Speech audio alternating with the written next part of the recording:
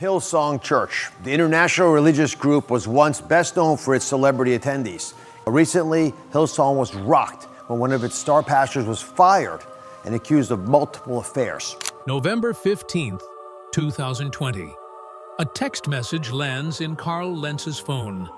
It's from Brian Houston, his boss, the man who built Hillsong from nothing. 3 words: we need to talk. 48 hours later, the most famous pastor in America is jobless. His face, once on magazine covers next to Justin Bieber, now plastered across tabloids for different reasons. But Carl's fall wasn't the beginning of Hillsong's collapse. It was just the first domino. Because what came next exposed something far worse than one man's affair. 1983, Sydney, Australia. A young pastor named Brian Houston starts a church in the suburbs with 45 people. He calls it Hills Christian Life Center. Nothing about it screams revolution. But Brian has something most pastors don't. He understands branding before branding becomes a thing. By the early 90s, something's happening in that church. A worship leader named Darlene Zizek writes a song called Shout to the Lord. It spreads like wildfire. Churches in America, Africa, Asia, all singing the same words, the same melodies. This isn't just music. It's a movement. By 1999, the church drops Christian Life Center and picks a new name. Hillsong. One word. Clean. Memorable. Like a brand. And the music keeps coming. Oceans. What a beautiful name. Cornerstone. If you've been to church in the last 20 years, you've sung their songs. Everyone has. But here's what made Hillsong different. They didn't just write worship music. They created an experience. Lights that rivaled concert venues. Sound systems worth hundreds of thousands. Video screens. Smoke machines. Services that felt less like Sunday morning and more like Saturday night. And it worked. By 2010, Hillsong isn't just a church anymore. It's a global franchise. London gets a campus, then New York City, Los Angeles, Buenos Aires, Phoenix, Dallas. Each one looks the same aesthetic, same sound, same vibe. Young people flood in. The kind of people who never set foot in traditional churches. Tattoos, skinny jeans, designer jackets. And suddenly, church is cool. Then the celebrities show up. Kevin Durant starts attending in New York. Selena Gomez, Vanessa Hudgens, and the biggest catch of all, Justin Bieber. Paparazzi start camping outside Hillsong services. Entertainment Tonight runs segments. The church is in Vogue magazine. Brian Houston's vision has gone from 45 people in Sydney to millions worldwide. The empire is worth over $100 million annually. The music streams billions of times. But while everyone's watching the stage, something's happening backstage. Something nobody's talking about. Because when a church becomes a brand and pastors become celebrities, the old rules stop applying. And in New York City, a young pastor named Carl Lentz is about to prove exactly why that's dangerous. Carl Lentz doesn't look like your grandfather's pastor. He looks like he belongs in a club, not a pulpit. Ripped jeans, Supreme hoodies, aviator sunglasses indoors, a fade haircut that costs more than most people's Sunday offering. And that's exactly why Hillsong puts him in charge of New York City.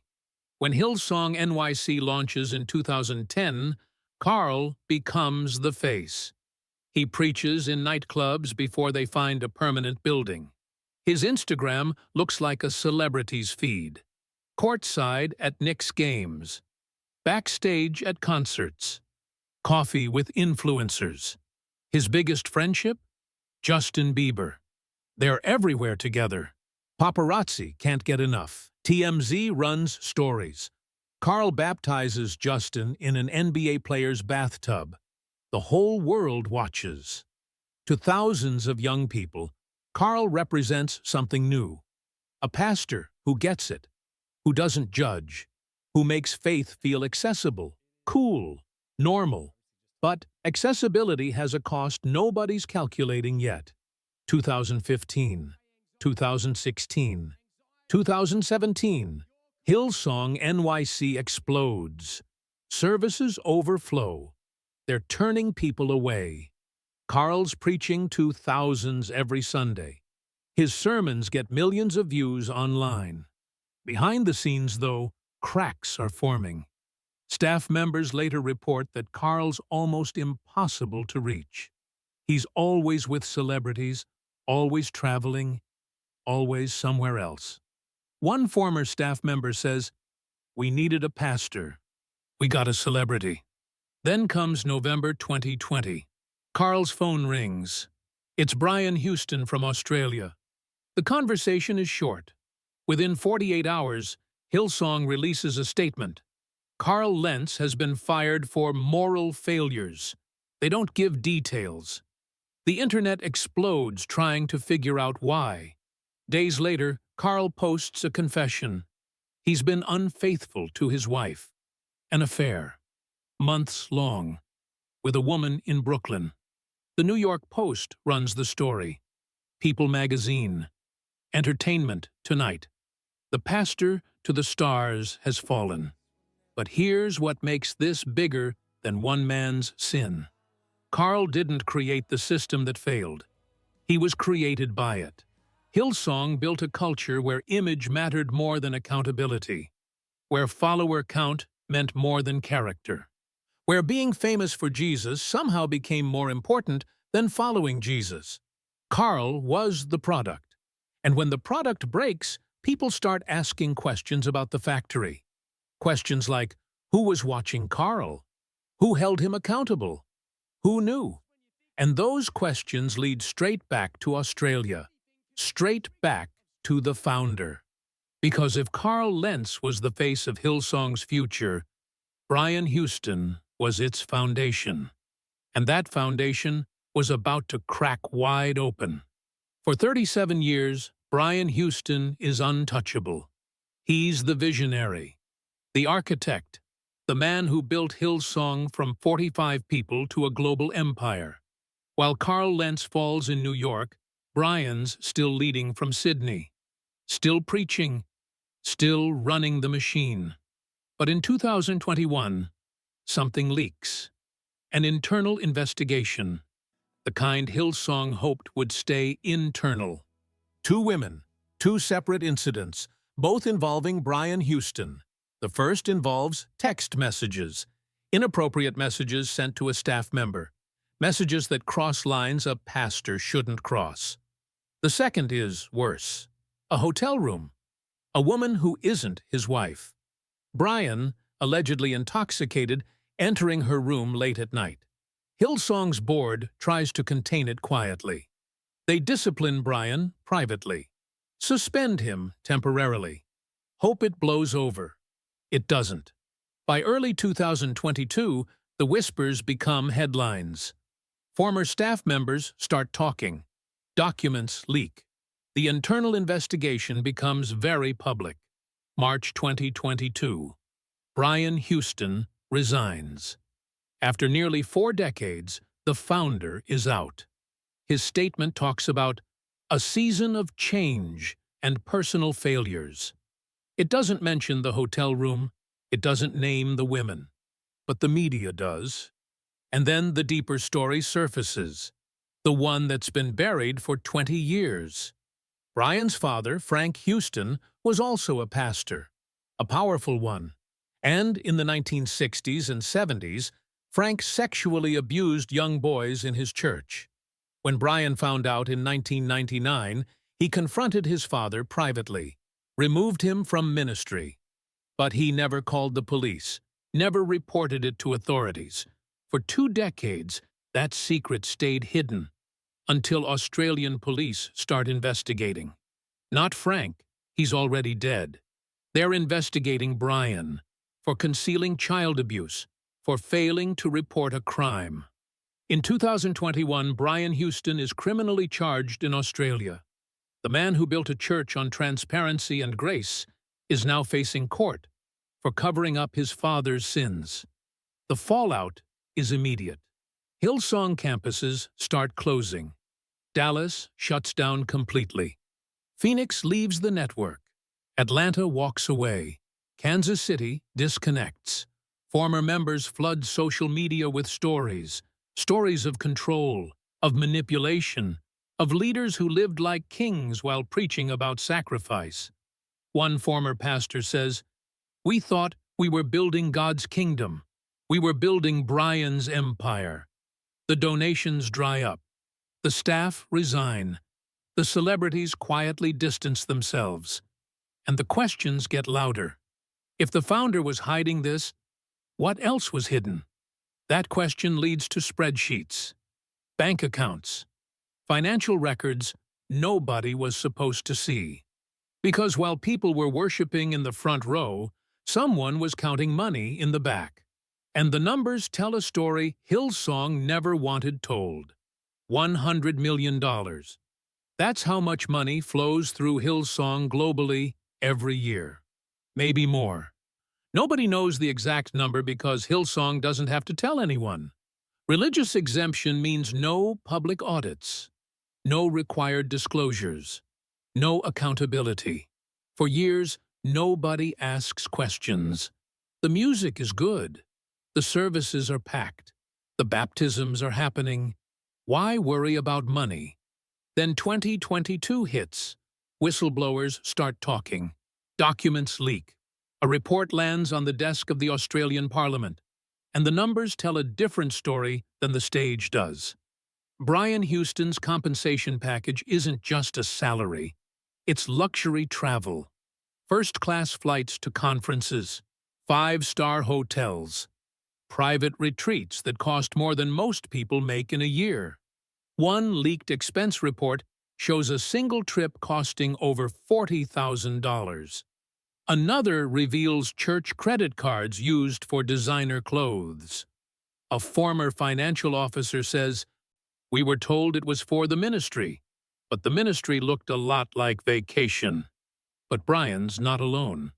Carl Lentz in New York had access to church funds that paid for personal expenses, dinners at expensive restaurants, clothes, entertainment. The justification? Kingdom investment. You have to look successful to reach successful people. Meanwhile, members are being taught to tithe sacrificially. Give until it hurts. Sow seeds for breakthrough. Then there's the music. Hillsong Worship. Hillsong United. Young and free. These aren't just worship teams. They're businesses. Every time a church anywhere in the world sings Oceans, royalties flow back. Millions of dollars every year from music licensing alone. But where does that money go? Some funds ministry, but much of it goes through private publishing companies. Companies owned by individuals, not the church. The same songs that bring people to tears on Sunday are making people rich on Monday. One former worship leader says, "We thought we were serving God. We were filling someone's bank account." In 2022, members start demanding answers. Where's the money going? How much do leaders make? Why won't you show us the books? Hillsong's response? Trust the leadership. God has blessed this ministry. But trust is gone. A single mother comes forward with her story. She tithed faithfully for 3 years, gave money she needed for rent because she believed God would provide. She gave $8,000 total.